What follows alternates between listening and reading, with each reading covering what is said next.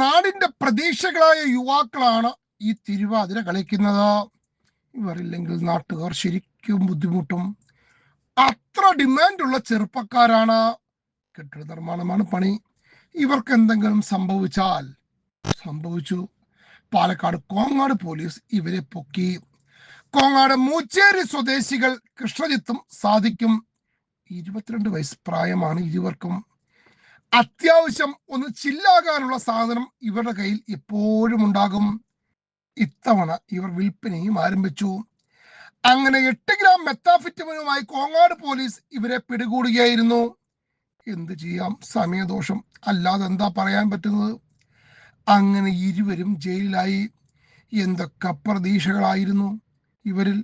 ഊർജ്ജസ്വലരായ യുവാക്കൾ ഒരു പണി ഏൽപ്പിച്ചാൽ നന്നായി നടത്തുമായിരുന്നു. എന്തൊക്കെ പറഞ്ഞിട്ടും ഇനി കാര്യമില്ല.